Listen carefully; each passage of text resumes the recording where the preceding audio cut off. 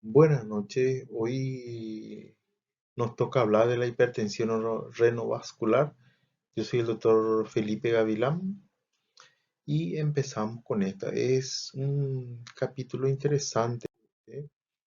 La definición de hipertensión renovascular es la hipertensión relacionada con la estenosis de los vasos renales. Está relacionado también con la inervación de los vasos renales y el trauma renal.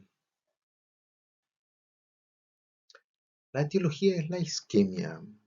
Aparentemente este es el sustrato principal de esto, porque al producirse la estenosis de la arteria renal, en el caso de la arteriosclerosis, el riñón interpreta como que el tejido, que no recibe suficiente vascularización, no recibe sangre en cantidad suficiente al riñón. Entonces dispara el sistema renina-angiotensina-aldosterona para elevar la presión. Entonces, esta es la interpretación que se da el cuerpo, sobre todo relacionado a esto. Entonces, esta es la interpretación que hace el riñón y que hace que precipite la hipertensión, que suele ser de difícil control, ¿verdad? Entre las causas tenemos la arteriosclerosis, que produce una estenosis, no llega sangre al riñón, la disección también. Esto no permite, puede ser de la aorta o de la arteria renal. La displasia fibromuscular también hace que se produzca una falta de llegada de sangre al riñón también. Esto produce un engrosamiento y el riñón interpreta que le llega poca sangre.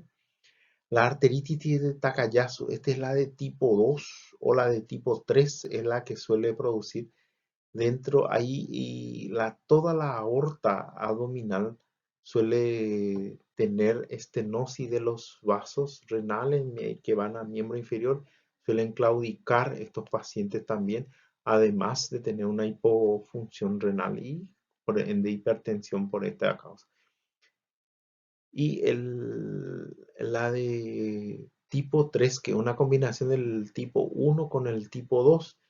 El tipo 1 se recuerda que era la enfermedad sin impulso, la que no se toma la presión en los miembros superiores y no tiene presión el paciente. En este caso, la combinación del tipo 1 y el tipo 2 es que no tiene presión ni en miembro superior ni en miembro inferior, ¿eh? Recuerden estos dos tipos de arteritis, ¿eh? La embolia, que puede ser central, que puede venir del corazón, que puede ser tumoral, que puede ser también por formación de coágulo, por postinfarto. Las paradójicas es cuando hay un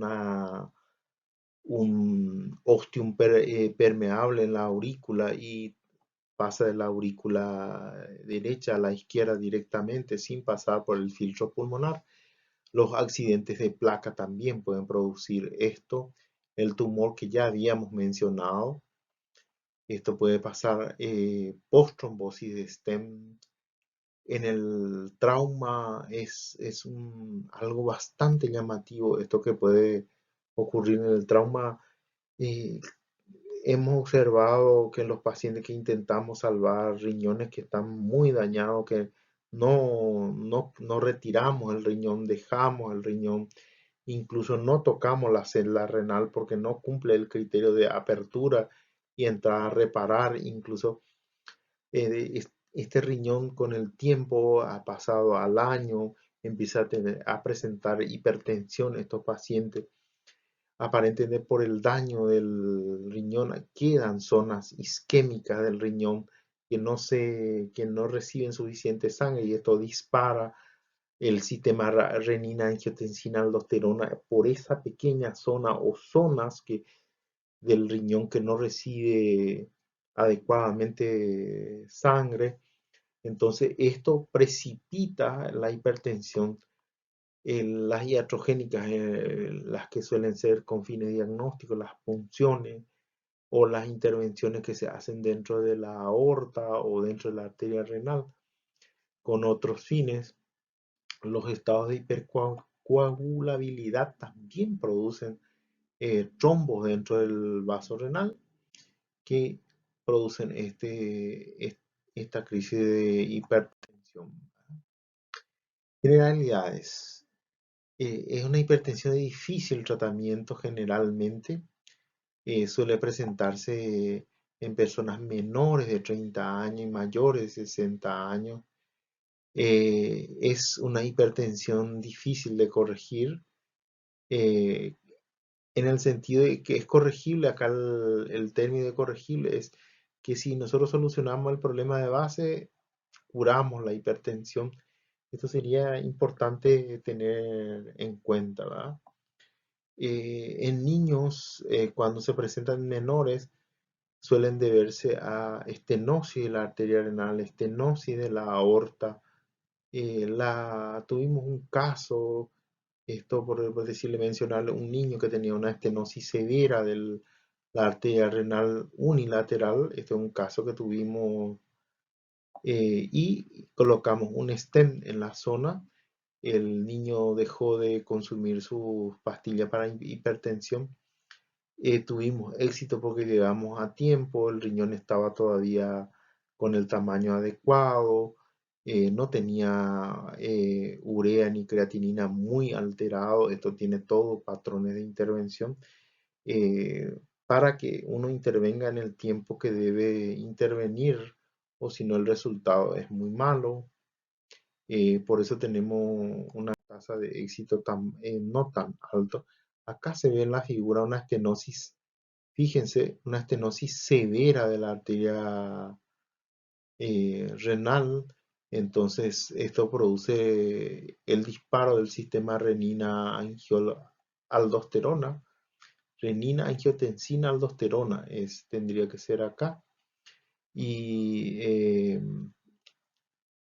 y el tema de la inervación renal, que les explico más adelante cuál sería la intervención y el sustrato fisiopatológico. Cuando no se encuentra ningún tipo de estructuras que un defecto anatómico vendría a ser del vaso, no encontramos, esta es una posibilidad a tratar dentro de las hipertensiones que se consideran también de origen renal.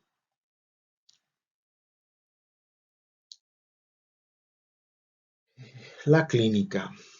Bueno, la forma de presentación de este tipo de hipertensión es hipertensión que recibe tratamiento con más de 3 drogas: dolor abdominal, espalda, náuseas, vómitos, disnea, hematuria, anuria. Esta suele ser la presentación estándar de una trombosis de la arteria renal o de una embolia de la arteria renal. Esto es una presentación y cursa con una hipertensión también y presenta estos síntomas. La hipertensión suele ser sistólica y diastólica, las dos suelen subir bastante alta.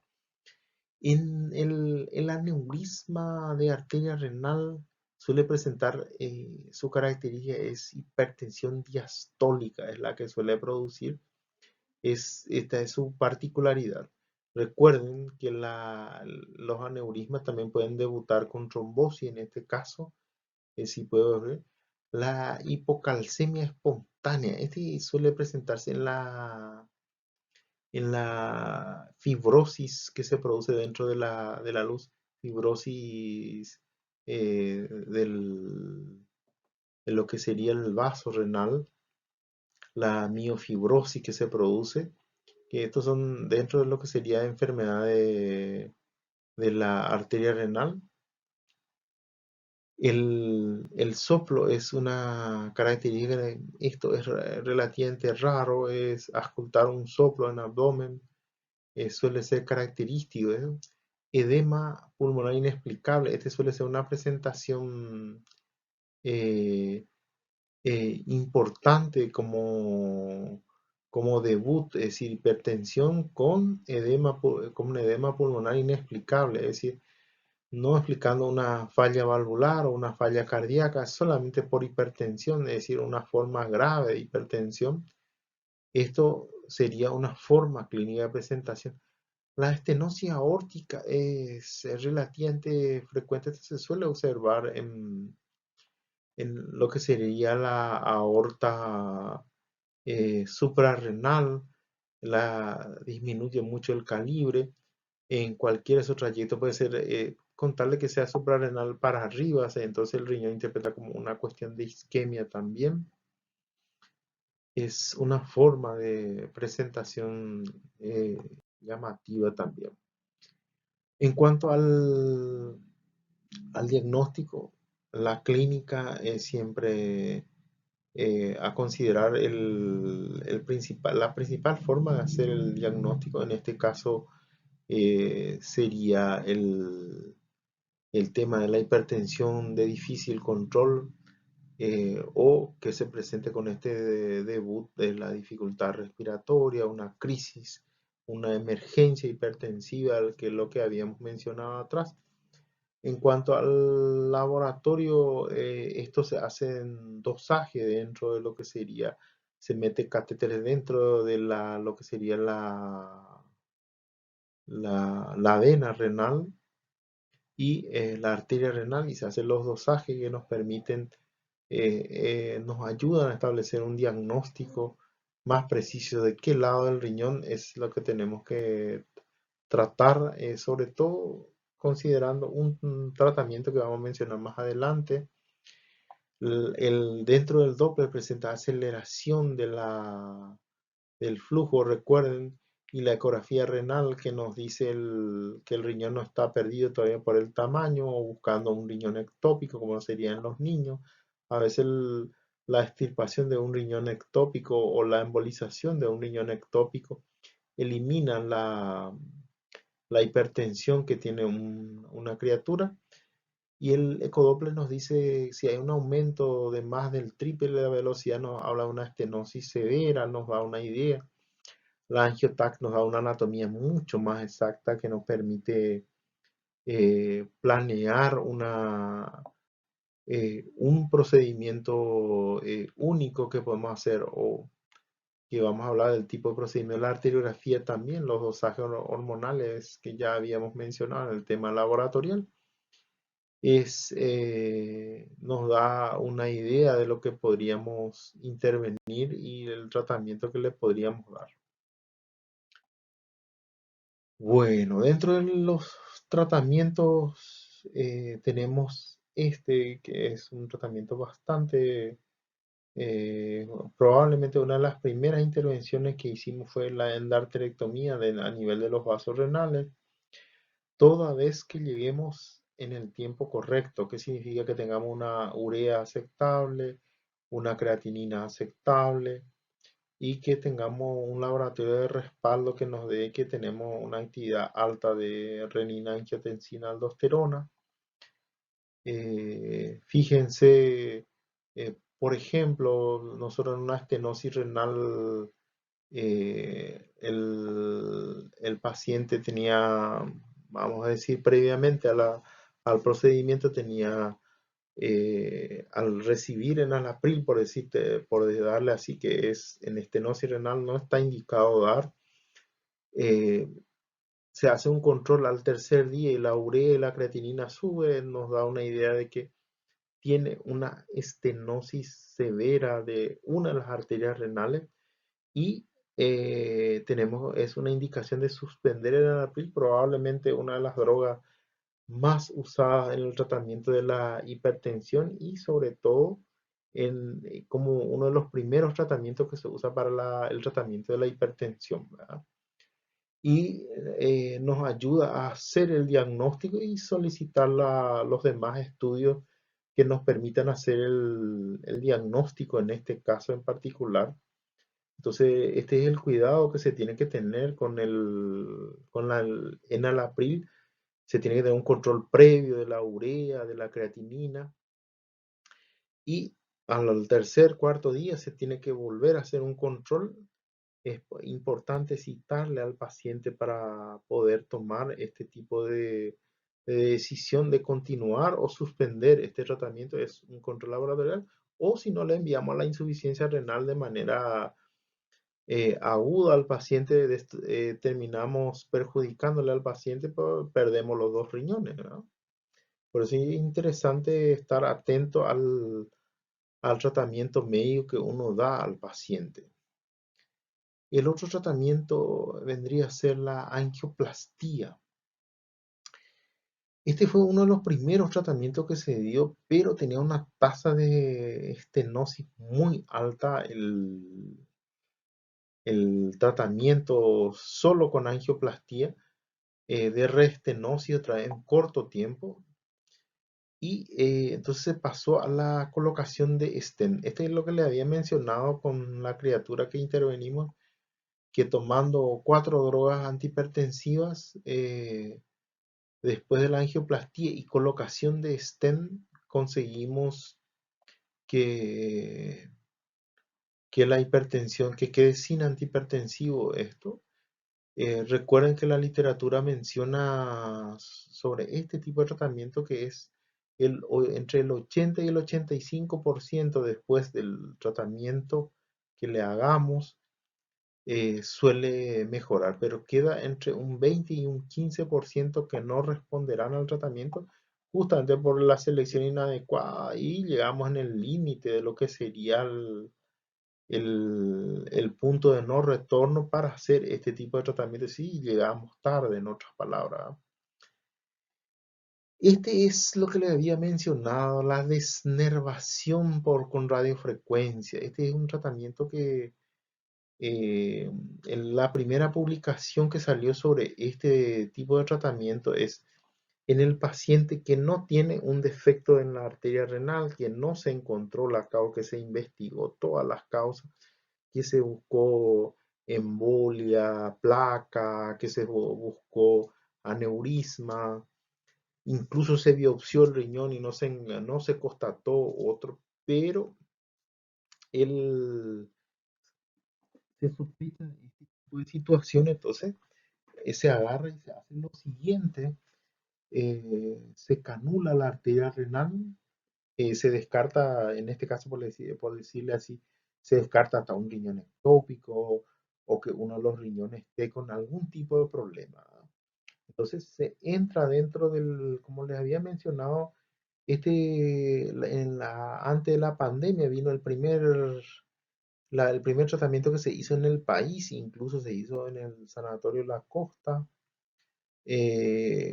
Vinieron gente de afuera que nos dieron una clase de este tratamiento, que consiste en lo siguiente, ¿no? Y como les dije, la primera publicación que tiene menos de 10 años, la primera publicación que se lanzó sobre esto, y la confirmación en varios centros hace menos de 7 años, ¿verdad?